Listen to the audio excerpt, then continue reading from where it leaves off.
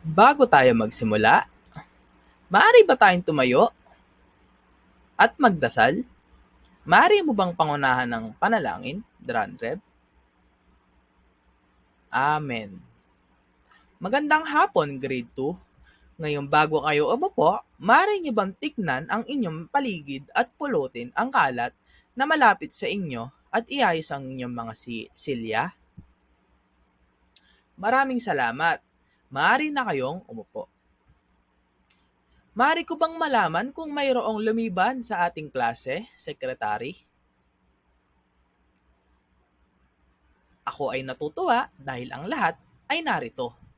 Bago tayo magsimula sa ating aralin, ako ay may inihandang maikling sayaw ng pampagising. Handa na ba kayo? Ipe-play ko ang video at gayahin ito. Maliwanag?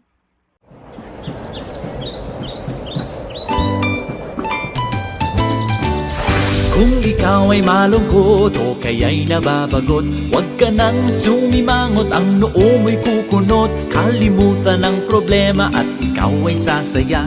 Pag gumiling-giling ka. Tama yan! Gumiling pataas! Gumiling pababa! Ang galing nyo! Kung ikaw ay malungkot o kaya'y nababagot, huwag ka nang sumimangot, ang noo mo'y kukunot. Kalimutan ang problema at ikaw ay sasaya. Pag gumiling-giling ka.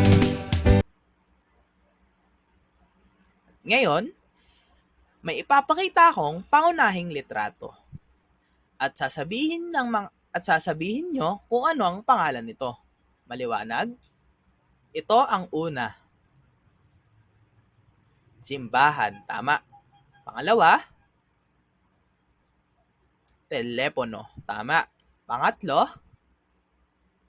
lamesa, tama. At ang pangapat, bata, tama. At ang huli ay nakikita natin ito sa tabi ng ating mga bintana. Ito ay kurtina, tama. May katanungan lang ako sa inyo.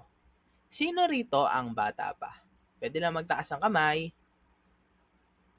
Lahat tayo ay bata pa. Sa tingin nyo, ano ang sakit ng mga matatanda? Nagiging makakalimutin, tama. Kung bata pa kayo at hindi pa makakalimutin, ano ang pinag-aaralan natin noong isang araw?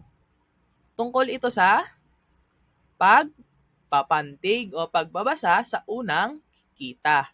Ang gagaling nyo naman, grade 2. Ano ang nakakatulong sa tamang pagbigkas at pagbaybay ng mga salita? Maaari tayong magtaas ng kamay para magsagot. Ang pagpapantig.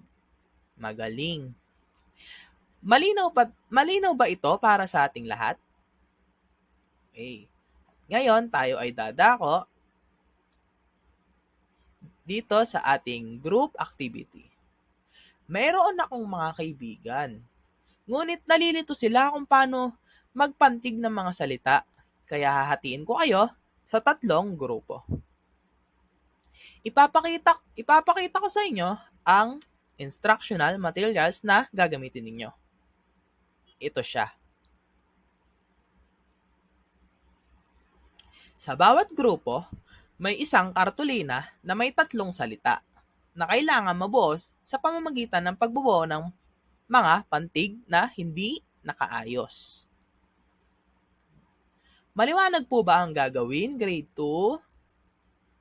Maaari na kayong pumunta sa unahan at bumuo ng isang bilog bawat grupo. Gumawa ng tahimik, bibigyan ko kayo ng 15 minutes. Tapos na ba kayo? Kung ganon, maaari na kayong magsibalik sa kanya-kanyang upuan. Sabay-sabay nga ninyong basahin ang mga salita na nabuo kung talagang natulungan natin ang mga ating kaibigan na magpantig. Tama ba ang pagkabuo sa unang grupo ng mga salita? Ang kanilang nabuo ay, sabay-sabay, palengke, sumusunod, malakas. Sa group 2 naman, lalagyan, palaruan, ibinalik. Sa group 3, mahalaga, kalayaan, naglalakad. Tama ba ang iyong mga ginawa? Tama. Kung gayon, bigyan ninyo ang iyong sarili ng 5 palakpak. Ang aralin natin ngayon ay tungkol sa pagpapantig at kung paano ba ito nakakatulong upang mabasa ang isang salita sa unang kita.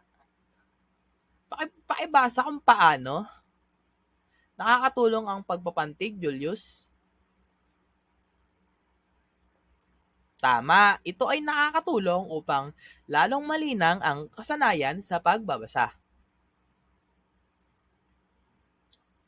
Pakibasa naman kung ano ang pagpapantig, Christian. Tama. Saan pa raw nakakatulong ang pagpapantig? Pakibasa naman, Jake.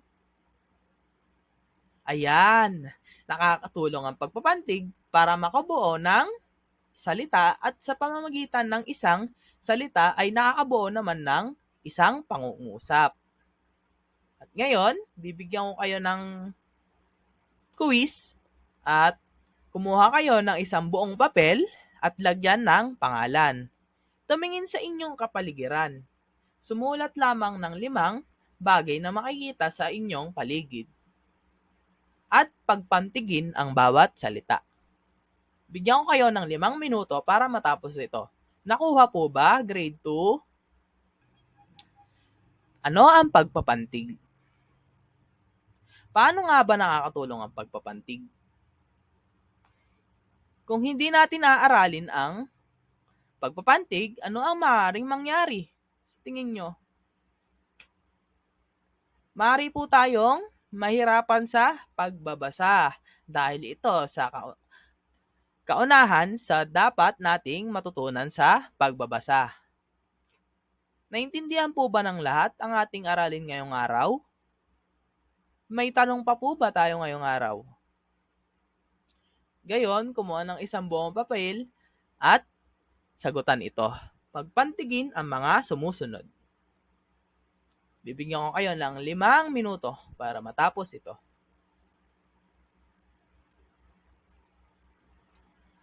Tapos na ba kayo? Ngayon, bibigyan ko kayo ng taktang aralin.